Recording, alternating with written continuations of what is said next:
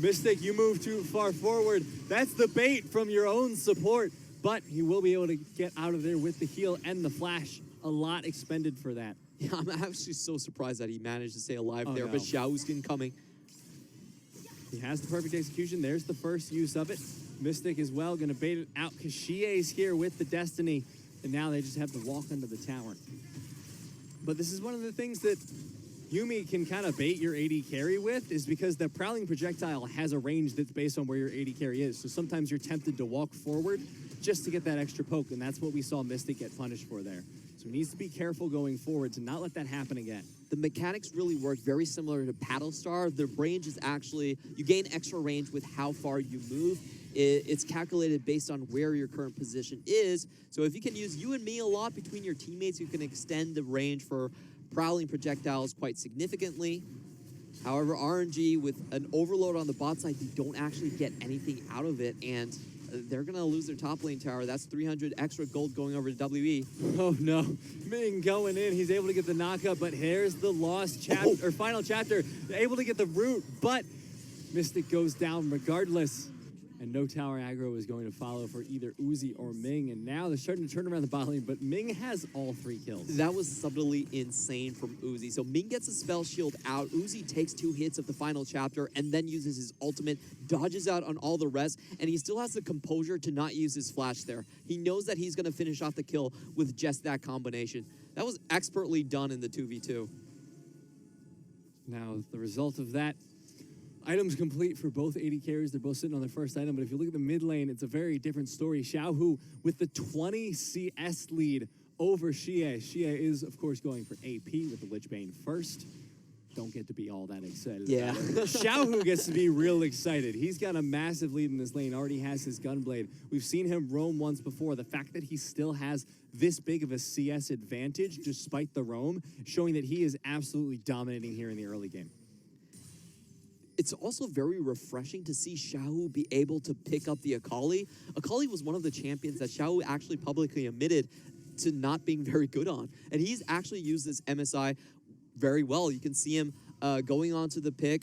It does allow a lot of flex pick potential for him. And I think that's so crucial in the current patches. Teams like IG and G2 are running away with these type of strategies. If RNG cannot go onto that train, they're going to be left behind. So good props to Xiao, who's able to get that champion. It wasn't even one of his 7 most played champions. I don't think he even played it that much in the spring split.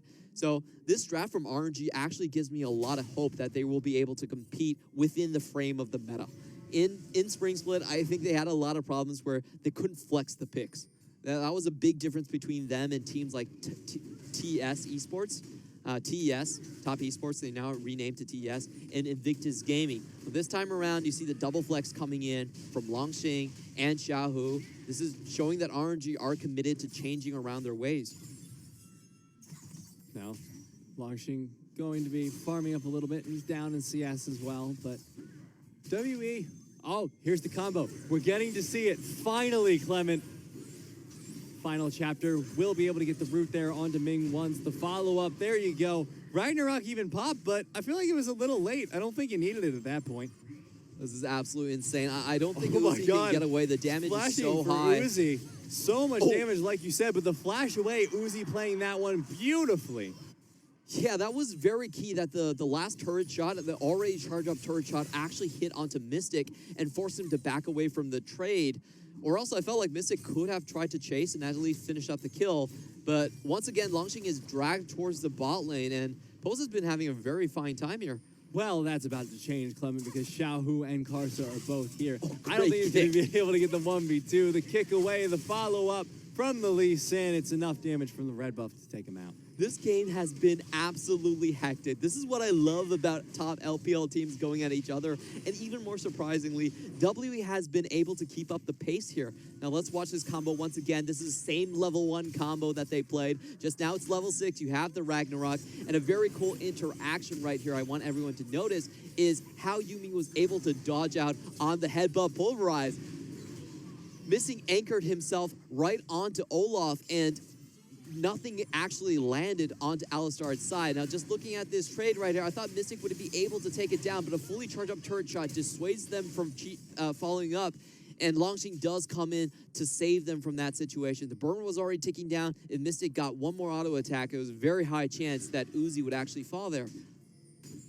Not going to happen, however. The Yuumi Olaf combo continuing to be used here. Fei Xiang just chilling out there. So Yuumi is probably the worst champion ever if you need her to cover for your jungle. If you have a weak jungler and she has to be the one trying to ward the enemy jungle, then she's just going to die over and over. But when you have Olaf, who's like a temple jungle, he can push himself, and then he brings Yuumi along. There's such a disgusting combination. We're just going to see so much of that. This is the third game that we've seen this combo in this early LPL split. Now we're going to see Mystic rotating up towards the mid lane. Of course, lots of wave clear available here for him. So he will be able to stop the push from Uzi and Ming. Neither outer tower is down but in the bottom lane, but it looks like both teams just deciding to rotate their bot lanes towards the middle lane regardless. Turret plating, I believe, was 11-1 in WE's favor. So quite lopsided, mainly from the top lane. But RNG have actually been able to hold quite close. I think Xiaohu is actually out-dueling Xie quite well. I really do like the Unsealed Spellbook because Akali's early laning phase has been hit so much. I think bring an extra teleport lets her to survive that phase, and once you scale up a little bit more, you have a lot more kill potential or safety switching over to other summoners. So I do like the effect that this Spellbook has had. I like seeing the cleanse on Xiaohu now as well. It'll probably be used in this team fight to stop from the gold cards from having as much effect. But RNG going in for the engage. Yes, the dragon was secured by WE, but so Post's life goes down in return. Risky, pick that one up. Risky angle for Post to go in right there. The entirety team of RNG just follow up on him, found the Sonic Wave on Carson, and they were able to snipe him out before the rest of WE could really rotate to help. I think if you're looking at the compositions, if WE get the initial catch on someone, it's so easy for them to actually chase down the rest of the compositions. They have the Twisted Fate. If they find someone and just kill them with the Yuumi Olaf, they can chase the entire team down. It's very easy to follow up with Twisted Fate. So RNG have to be the ones that are proactive in getting their assassinations and getting those members down first. Well, luckily, I don't think that's going to be a problem for them right now. Xiaohu sitting at 102, 30 CS lead now over Xie. He is having the time of his life. And as you pointed out, the turret plating did go WE's way, but if you look at it, still RNG are ahead in gold. So really, this early game has been going absolutely magnificently for them. A lot of plays being made around the mid and bot lane, and a lot of times, Longxing has been willing to teleport over and help out. So I think there's a bit of, both ways going into the RNG and Longxing relationship. He's allowed to play his picks, but when push comes to shove, you still need to come to bot lane and serve Mr. Uzi. Lots of movement from him early, but despite that, look at the CS. He does not have that much of a deficit. He's only down 5 CS after having to teleport down to the bottom lane so many times, after having to interrupt his pushing. So he is playing to his style. He is playing to RNG, the style they demand, and doing it beautifully. The catch composition versus RNG, they have such assassination potential coming in from this comp as well. So I think this is so explosive from both sides, and it really depends on which team can catch that one member just out of position. If they can, it's so easy to instantly pop a target, and they can snowball that into the rest. Aurelia with her ultimate, the extra slow from that, it's both sides are just dancing around each other. There's going to be a lot of kills in this game, and I think it's just going to be that one mistake where one team is able to snowball 2 heads and instantly turn that into a Baron. I think that's going to be the way this game goes. Xiaohu is really gearing up for a fight right now with his summoner spells. He's got both heal and cleanse. Xiaohu has been hitting the gym during the offseason. Now, RNG is a team that streams a lot, and Xiaohu has been doing very, very well on his account. He's up to rank 80 right now, which is a lot higher than he used to be. His height was even much higher than that, but still, we are seeing the revival of Xiaohu, and it's really fun to see him being able to participate in the flex meta. I feel like that gives RNG so much more spice. Now RNG gonna go for the engage. The Ragnarok's been popped, as has the final chapter. Uzi so low, but will he die? He finally goes down to the ignite of missing, but the engage goes down onto Mystic. That means that Yumi's dead as well. The follow-up from RNG, my God, so much damage. Post getting chased down between two towers, but it doesn't look like it matters. Oh, the gold card from Xie secures the life of Longxing, and now RNG run away with the fight. They lose 2 in return. Both teams just dancing each other, trying to find that first fight, but Xiao still has his ultimate. That is very unexpected. He's looking for it, gets the kill. Carson gonna be the one to secure that, but in the meantime, Post was able to pick up Ming on the back fight. This is the bloodiest game so far, and Xiaohu should be able to pick this one up. Nope, Karsa stealing it away for the double kill. Wow, so many great plays right there. What I loved about Karsa's play right there is he got a triple man knock-up with the Dragon's Rage. The geometry, the processing power of Karsa in his mind, able to sort out that angle, was absolutely breathtaking to watch. And you can see both of these teams eager to fight, all about the catch potential. It was an absolutely insane fight. And the weirdest, well, my favorite thing about it was that it just didn't stop. I thought, okay, 3 for 2, good, we're done fighting. No, they went back in for more, and they were able to find it. You know, Xiaohu now 1-0-6, but more importantly, Karsa 6-1-2 on this Lee Sin. This is disgusting. This is not fun. okay. This is what it is. I don't care if it's okay or not. This is fun. Look at how each side is trading. There's one catch happening in the bot side, one catch happening in the top. RNG, Uzi still does die, but watch this gorgeous kick coming in from the Dragon's Rage. Oh, it's a beautiful 3-man, and then follow up by a 2-man knock-up in from Ming. That was just saucy, man. I just love these plays coming out from these compositions. Xie does come in and get a cleanup kill, but the fight is not over. I can't believe Xiaohu still has his ultimate somehow through all of that. Didn't use that and was able to find this this assassination onto Xiao. Oh, actually, he did use his ultimate. Sorry, I just read the gap closers incorrectly right there. My bad. They do chase down the last kill onto Pose as well. So in the end, no Barons taken here, but we see a massive collapse. God! The flash engage coming in. Mystic, are you going to be able to survive this one under the tower? Doesn't look like it. Uzi barely surviving himself. 2 kills for 1 across the map. Longxing unfortunately going down for it, but so will the mid lane tower in favor of RNG. They are now up 2k gold. A great move by Longxing there. He actually does stop the teleport from Xie coming in. Not the teleport, excuse me.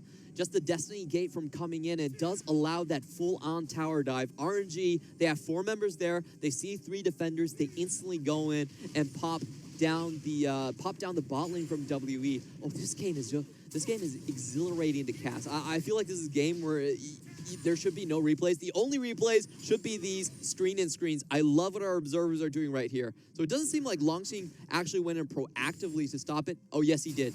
So it was actually the Destiny not being popped, not to help the mid lane. It was actually used to kill Longxing. Okay, I'm sorry. I made Longxing seem a little bit more heroic than he actually was. He's a hero. You be quiet. This is his first game on RNG, and he's proving his worth. You leave him alone. It was the rest of RNG reading the situation correctly.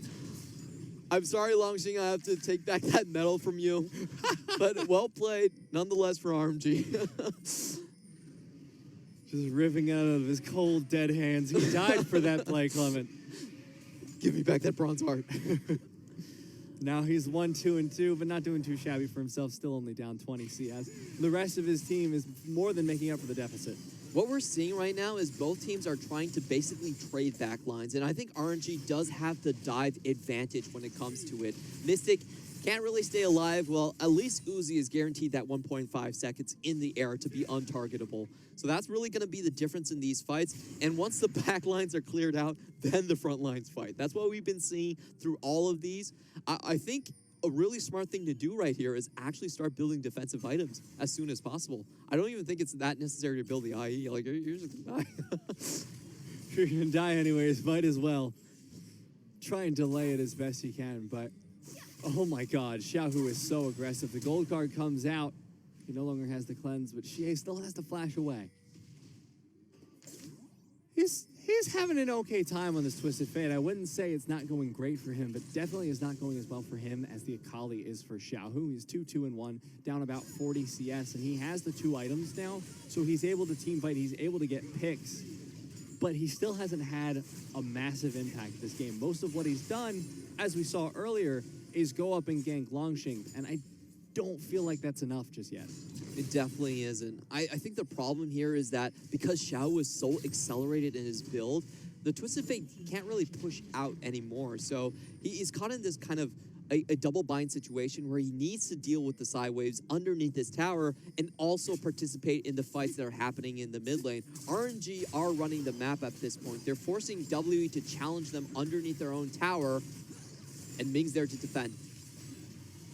A lot of damage down onto the mid lane tower in this first part of the push. But in the meantime, the top side being taken down by Xiaohu. Oh, this is really rough for Xie. And the fights are just happening so rapidly. You almost don't have time for Destiny. Like, a lot of times the fights happen and Destiny is still on cooldown. Yeah. It's like, well, I didn't expect that to happen. 21 kills in 25 minutes. This is the LPL I love. I mean, there's a reason we haven't seen a lot of Twisted Fate. That is a long ultimate cooldown. That's not the only reason. But, and when the game is accelerated as this, we're seeing some downsides. But it does give you a lot of vision around the later stages of the game. And once he does get into the later stage of the game, he has so much pick potential, additional range. With the gold card, having that range stun is very powerful. I think the key target he needs to look for probably is that Lee Sin. If you can stop that Lee Sin from getting a good kick during the team fight, he's probably the easiest target to take down at this point. Stopwatch already completed on Aurelia. And you'll have the Zhonya's on Xiaohu, so those are going to be difficult targets to find. Because here's the thing, though, right? It makes sense to go for Karsa, because at this point, nobody's having trouble killing Uzi. Uzi just dies as soon as a fight is being thought about. Karsa also has a sweet, juicy bounty on his head. Exactly. So I think Karsa's going to be the main one that W will try to snipe out. He's got the 600 gold bounty. He's looking at you funny. He's looking for those kicks. You can't let him get another 3-man knockup. W need to start closing out on map control before Aurelia can flip this matchup. Now, Aurelia later into the game still deals very well with Renekton, and I'm not sure if W want to see that happen. Right now, they're having a lot of trouble when RNG is essentially running the 4-1.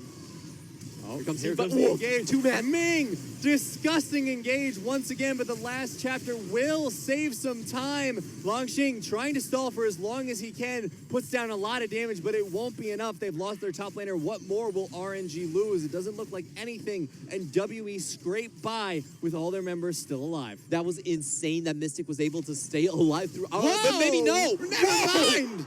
Uzi going in, getting the double kill, chasing out from Karsa. All right, Uzi, calm down.